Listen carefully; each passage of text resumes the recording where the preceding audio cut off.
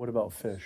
So fish is a little different. You've got the four worries, which is PCBs, mercury, saturated fat, and cholesterol. And the cholesterol is all over the place.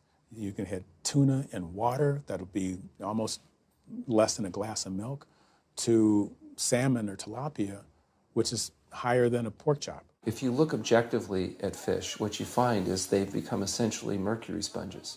And that's why in many parts of the country they warn you, don't have more than so many of these fish a week because it's getting too much mercury can kill you. Fish are eaten by bigger fish who are eaten by bigger fish, and these pesticides and herbicides bioaccumulate in the fish flesh. And these big fish, including the salmon, which people think is the healthiest fish, truth is the amount of pesticides and herbicides in the flesh of these fish are shocking, and they have estrogenic and cancer-promoting properties in them. They'll say, well, but don't sardines have less concentration of toxic waste product than other ones?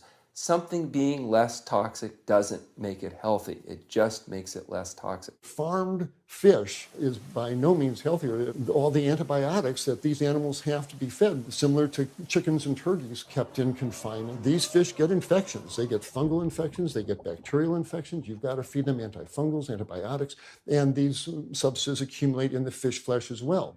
I always knew that pollution was bad for our health, but I had never thought about the environmental pollutants affecting food.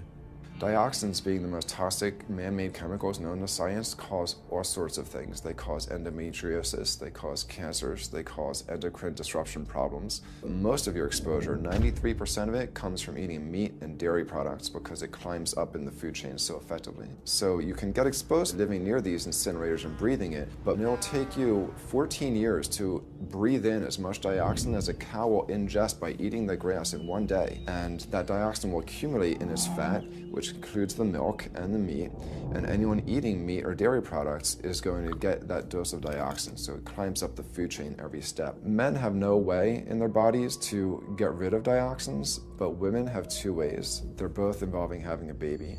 One is that dioxin crosses the placenta into the growing infant, and the other is that it comes out from the breast milk. So if you have a meat and dairy consuming mother breastfeeding that infant, then the highest impacts of toxic exposure like mercury and dioxins will go to that infant.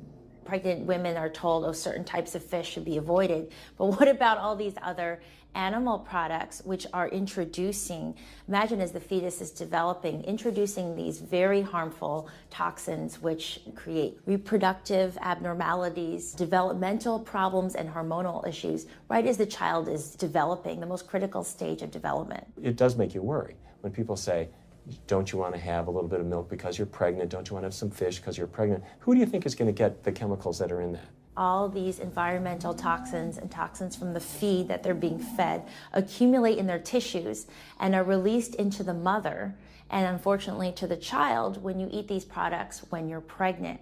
So this includes antibiotics, hormones, steroids in animal feed. Commercial animals are largely fed GMO corn and soy, which are very laden in pesticides.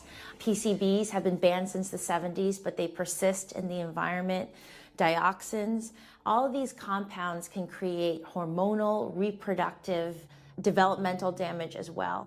Eating organic beef, poultry, pork, or fish will not help you avoid contaminants like mercury, like dioxins, like strontium-90, because they fall out over all sorts of farm fields and water bodies, and they don't skip over the organic fields. And so really the contaminants are coming in regardless of how these animals are raised.